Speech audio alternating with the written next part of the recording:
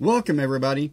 This video is going to be of some pretty unscientific testing, but I'm trying to demonstrate basically one of the reasons I'm using ABS. If you look at this picture that I'm showing you right here, these are 3D renderings of the parts that I've designed to go back inside the C-130. I decided to gut the fuselage. The wings, the stabs, and everything are staying the same, but I decided to gut the fuselage because it came out way too heavy.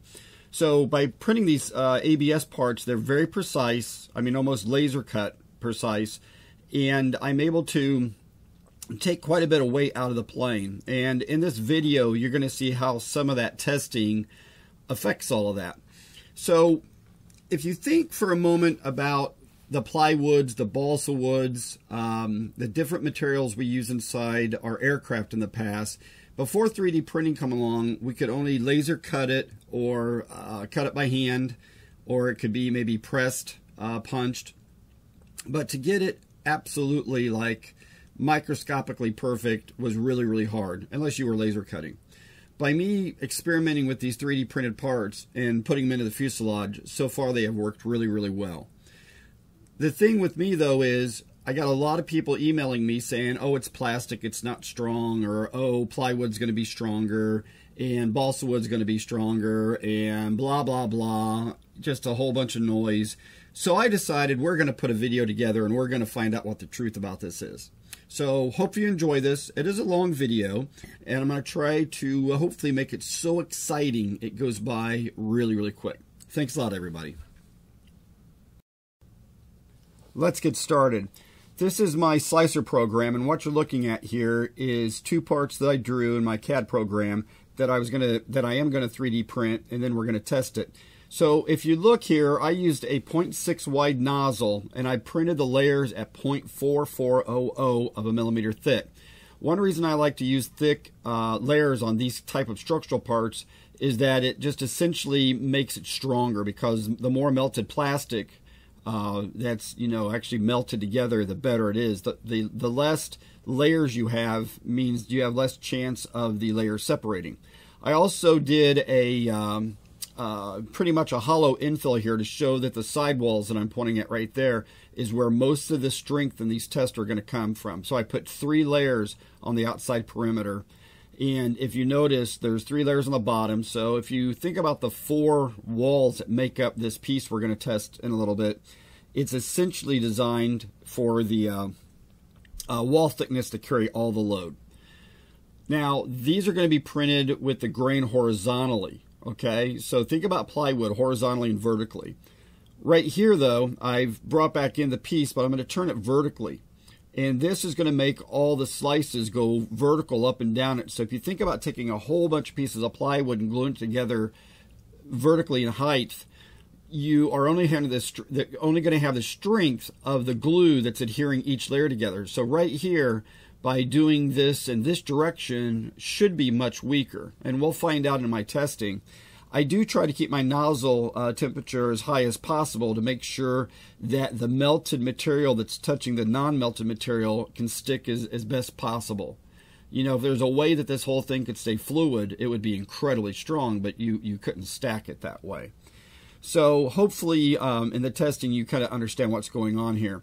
One thing to note in this view you're looking at right here is the 3 outside perimeters that make up the 3 wall thickness on the outside. This is where you keep the part light, but you also keep it strong. If you think about a solid piece of wood, or a solid piece of balsa wood, or a solid piece of oak, you can create the amount of hollowness you want inside the part to make it weigh the same as the balsa wood, hardwood, or the other component.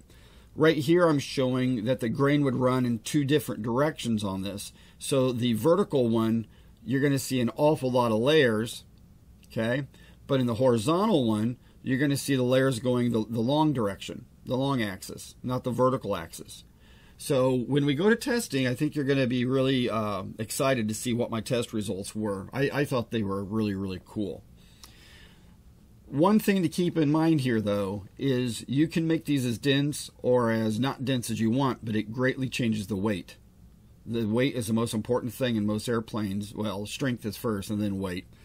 But this is just really important to think about. I've learned a lot with the ABS stuff, well, my 3D printing and ABS. I love ABS because it's strong and it's the easiest for me to print. And you can also do an acetone vapor bath with it to make the parts kind of melt together. And I also tested that, and I think you'll be really surprised with that. In this next part, you're going to see me bring in a beam that I made just for testing. This isn't a structural part of any aircraft yet. But I wanted to really test what would happen when you look at building different types of beams, 3D printing them, and putting them into an aircraft. These beams I just made up, 45-degree angles and did it really thin, so I only basically had one wall thickness as each part printed. Since this is a 0.6 millimeter nozzle, it's a pretty fat nozzle. So I purposely built this so that each one of those diagonals would only have basically two layers, or two thicknesses of the material. And I think you'll be really surprised when I start testing this, some of the results here. Here I did a different type of a beam. Now I duplicated this and I actually used a ABS acetone slurry to build my own glue. And I was able to glue each of those halves together, so I actually end up with two beams. That's like an I-beam, you see, in a structural I-beam, but I had to print them this way. I wanted to see structurally how strong this was in this orientation. This is just experimenting right now. I was just doing this for shits and grins to see what would happen when I started testing, because I have so many people emailing me saying, this is plastic, it's not going to work. And, I don't do anything on a whim. I usually test everything, but I don't document it very good. So this time I decided to. Let's dive in a little bit deeper here to look exactly at some of the things that happen, though, when you 3D print with a fat nozzle. I want to zoom in here and show you that the 3D printer, if you are not extruding right, will leave some cavities in there. And actually, if you look close here, you can see there's some air cavities in there, and it prints exactly like that.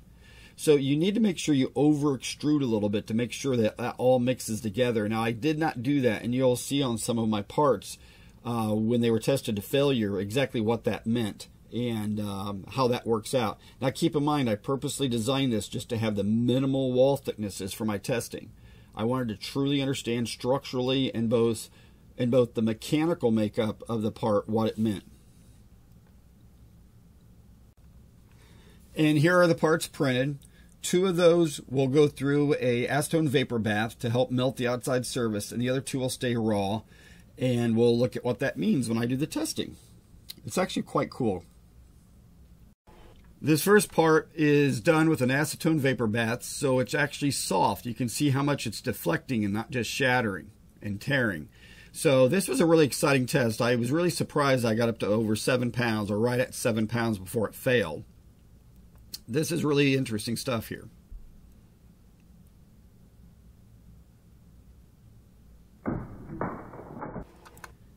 And this next one is done without the acetone vapor bath. And as you see the strength, the forces going up here, it's not deflecting nearly as much. See, I'm already at 7 pounds and I have a little bit of deflection. Okay? I actually get a lot more strength, just not as much flexibility. Which, depending on the part, that's good or bad.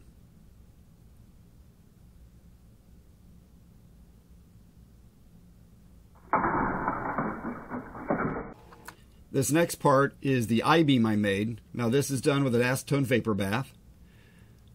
And I'm just completely blown away that ABS made in these structures is this strong. I was extremely excited for the weight, and the strength was just crazy.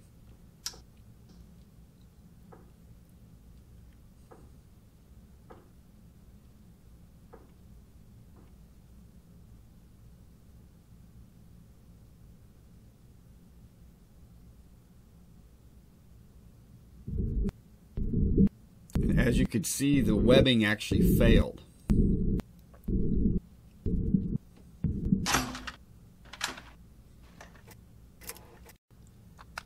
And here you can actually see how it failed. You see those little bit air gaps I told you about earlier, and you can actually see that the the layers didn't adhere very well right there. That's what ultimately caused the failure in this part. I needed to probably have the extrusion just a little bit hotter.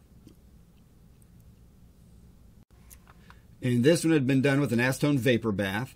And as you see the weight goes as it goes up, you can see there's a lot more deflection, and you can actually see where the webbing is starting to actually stretch and fail.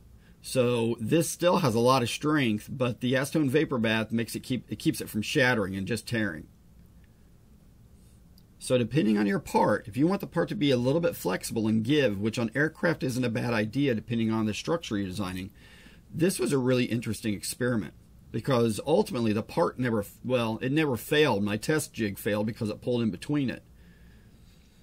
But it's amazing here. The force is now, it deflected so much it was hard to see it. It ultimately got up to over 25 pounds when it finally failed.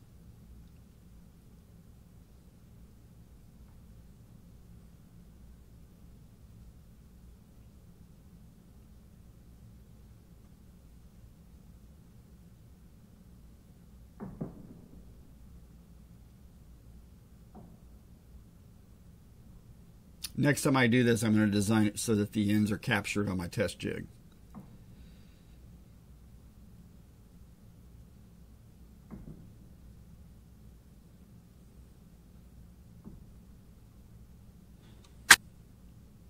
And that's what it looks like afterwards. It never completely failed, it just bent because it was a softer material because of the acetone vapor bath. Now we're going to dive into the world of absolutely freaking cool.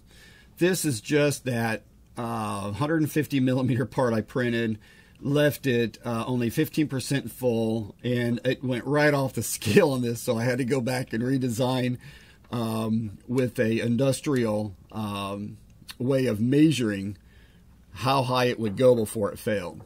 So I ended up with this crane scale, this industrial crane scale. Now, right now it's not set at any point. That's 55 pounds. It just went by 70 pounds, 90 pounds.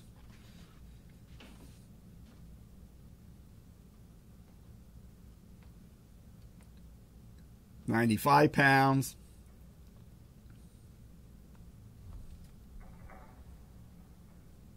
We have a bingo. It failed at 100 pounds. How cool is that? ABS.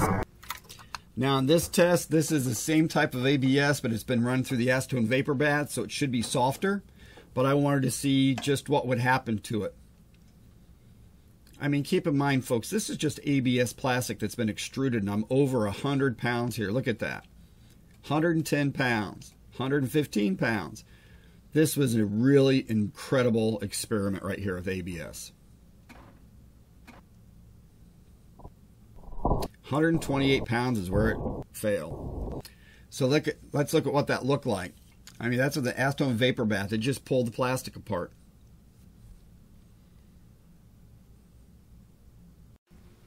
Now this was exciting because this is where the grain is running where it should be very weak. You know, I've seen people on the internet do tests like this where they get 20 and 30 pounds out of it. So I'm not sure what I did here. And I'm going to go back and look at my extrusion temperatures. But as you can see, I'm over 60 pounds here. And this pretty much should have failed at like 30 pounds. But this was incredible because this is running in the direction that it should have been very, very weak. And it broke at 79 pounds. I mean, that's just insane. Absolutely insane. I could have made that so much lighter.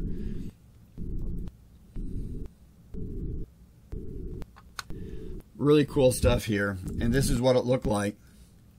It just broke off right at the layer. You can see the layers. I mean, it broke off clean at a layer, but it went to 79 pounds. That is insane. Very exciting stuff here. And in this one, this is the ABS without the acetone vapor bath. Keep in mind, the other one was 79 pounds when it broke. And this is a little bit unscientific because I really didn't have, everything set up to make sure everything was linear. But as you can see, I've exceeded 85 pounds.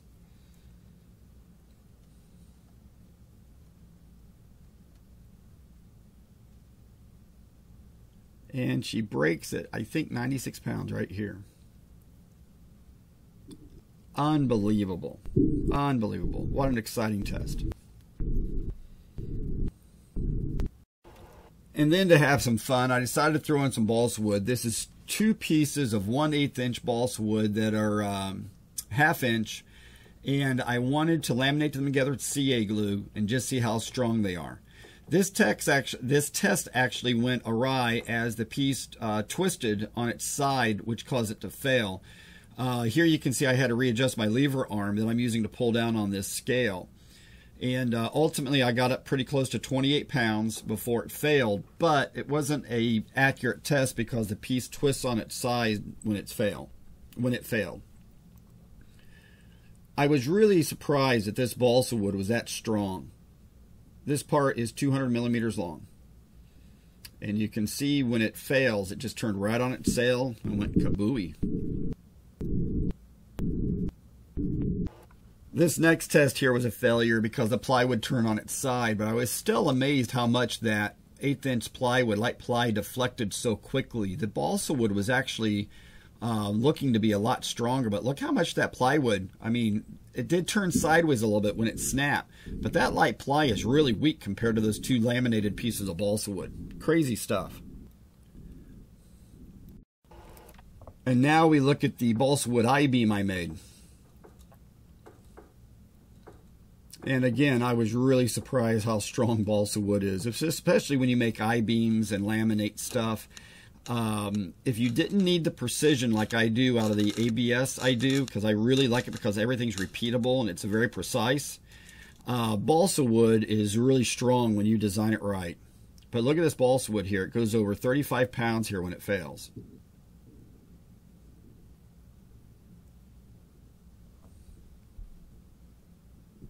And it turned on its side also, so that's actually a failure there too. If that would have stayed vertical, it would have gone stronger, I believe. And in this last little test right here, I decided to make a plywood I-beam out of light plywood and see how strong it would go. Now, it maxed out my fish scale, so I had to go get a different scale because I just couldn't get in there comfortably with it. But as you watch here, you know, it's getting up to the, 24 pounds or more when it fails. The beam needed gussets because the beam basically twists a little bit as it starts to fail here. And so this wasn't a real good test, but still, the balsa wood beam was stronger than the single layer light ply beam. Now, if it wouldn't have twisted there, I think it would have gone a lot higher. But I call this test a failure, but it's still cool as hell. So let's review here and see what happened. That was the balsa beam that failed. It technically twisted. And you can see that the bottom of the web delaminated from the bottom part of the little I-beam there. So if I would use epoxy, that would have been a lot stronger. The plywood beam failed because it twisted and turned on its side. So you can see the clean break through that. I just got to spend a little bit more time building some gussets and stuff on these beams to be able to test the true strength in the middle of them. You know, when you look at, because I tested many of these beams, okay? I'm not going to waste your time with all the hours of stuff I shot. But I was really amazed at the strength that came out of the ABS and the strength that came out of balsa wood. That right there blew me away. The 1/8 inch balsa wood, 2 pieces laminated, just was mind-bogglingly strong. I had no idea the balsa would be that strong. And this is pretty much light balsa. This wasn't a hard balsa. And the light ply, as you can see where it broke right there in the middle. Everybody talks about light ply firewalls, light ply here, light ply that. I tell you, after this testing, I'm not that impressed with light plywood.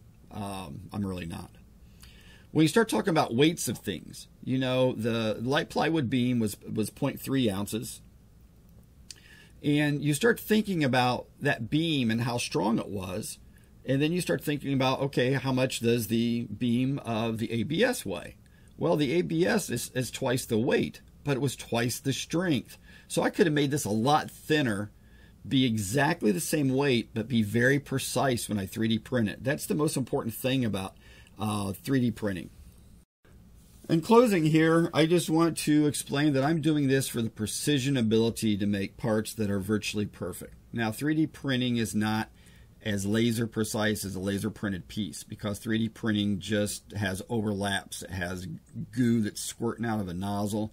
But when you want to build precision parts that fit together without having to sand and resand, 3D printing is awesome. And I know with the C130, I'm probably going to save about 3 pounds by the time I'm done with it, because I need to only put things strong where they need to be strong, and to put other pieces where the strength's not that important in the right places, both for scale and visual looks. So I hope you enjoy my videos. I'm trying to do them. I'm trying to commit to doing one every Sunday night, but I've just been too busy with all my travels and with family and work. So thanks for watching my videos, everybody. I hope you enjoy them and have an awesome day.